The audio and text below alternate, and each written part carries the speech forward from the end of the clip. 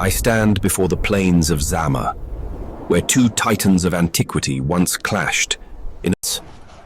The year is 202 BCE, and the fate of empires hangs in the balance. Here, a confrontation that pits the brilliant Scipio Africanus against the legendary Hannibal Barca. Can you imagine the very earth seems to hold its breath as these two great generals prepare to face each other. The Second Punic War has raged for 16 long years, a conflict that has brought Rome to the brink of destruction. Hannibal's audacious crossing of the Alps and his subsequent victories on Italian soil have shaken the very foundations of Roman power. Cities have burned, armies have been annihilated, and the specter of Carthaginian dominion looms large. But why has Rome not fallen? Vex. Rome, stubborn and resilient, refuses to yield. As Hannibal's campaign loses momentum, this man dares to take the fight to Carthaginian territory, first in Spain and then in Africa itself. Hannibal's march across the Alps remains one of the most audacious military maneuvers in history. With 50,000 infantry, as it's found, he achieves the impossible, bringing war to Rome's doorstep. Can you picture the horror on Roman face? The victories at Trebia, Lake Trasimene, and Cannae showcase Hannibal's tactical genius, outmaneuvering his Roman opponents time and again. But as Hannibal's campaign stalls, Scipio makes his name. After his father's death in Spain, Scipio takes command at just 24. He quickly proves his worth, capturing New Carthage in 209 BCE. Scipio's innovative tactics turn the tide in Spain, a masterstroke that cuts off crucial manpower and resources for Hannibal's war effort. A young general changing the war through audacity and skill. As Scipio's successes mount, the Roman Senate grants him permission to take the war to Africa. Scipio quickly forms an alliance with Numidian prince Massinissa, whose cavalry will prove crucial in the coming conflict. The Carthaginian response is twofold. They recall Hannibal from Italy and send Hasdrubal to confront Scipio. Scipio's victory at the Battle of the Great Plains in 203 BCE forces Carthage to sue for peace. The stage is set for a fight.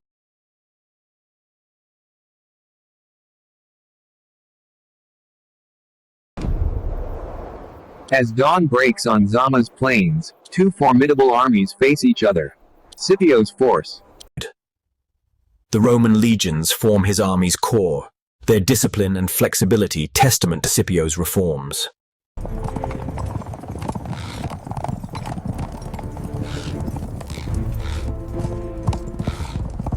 Across the field, Hannibal has assembled 45,000 infantry, 4,000 cavalry, and 80 war elephants. His front line consists of mercenaries from Gaul, Liguria, and the Balearic Islands. Behind them stand Carthaginian citizen infantry. At the rear are Hannibal's veterans from Italy, called tough, experienced soldiers who have never known defeat. there's none. The elephants, while fewer than at war's start, still pose a significant threat. Two great armies. Scipio's genius lies in adapting Roman tactics to counter Hannibal's strengths. He arranges his infantry in 3 traditional lines, but instead of the usual checkerboard pattern, Scipio leaves open lanes between maniples. This formation counters Hannibal's war elephants. Scipio places cavalry on the wings, Roman horsemen on the right, Numidians under Massinissa on the left. Hannibal places elephants at front, followed by mercenaries, then Carthaginian infantry, and finally his veterans. His weaker cavalry is positioned on the wings. The stage is set. Pieces are in place. Who will make the first move in this deadly game? As the sun climbs higher, Hannibal orders his elephants to charge. The earth shakes as these massive beasts thunder towards Roman lines. But Scipio is prepared.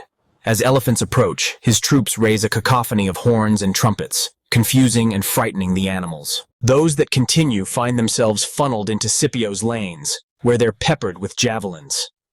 Can you imagine the chaos? With the elephant charge neutralized, infantry lines meet. Hannibal's mercenaries clash with Roman hastati in fierce melee.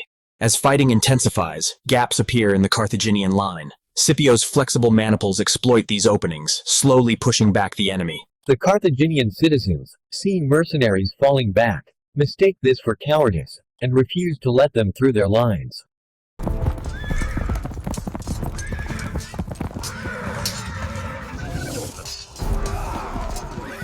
They drive the Carthaginians from the field. But instead of immediately returning, Scipio's cavalry regroups and reforms. A testament to their discipline and Scipio's foresight. Can you see the dust rising from thousands of hooves as they wheel and charge? The infantry combat reaches a critical point. Hannibal's veterans, still unengaged, are preparing to enter the fray. It's at this moment that Scipio's cavalry returns, crashing into the rear of the Carthaginian army.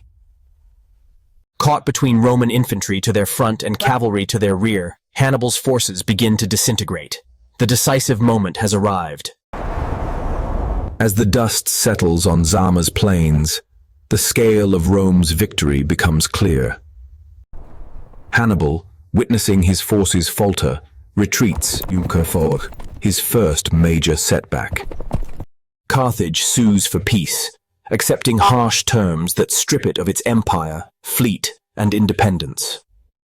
Rome is now the undisputed master of the Western Mediterranean.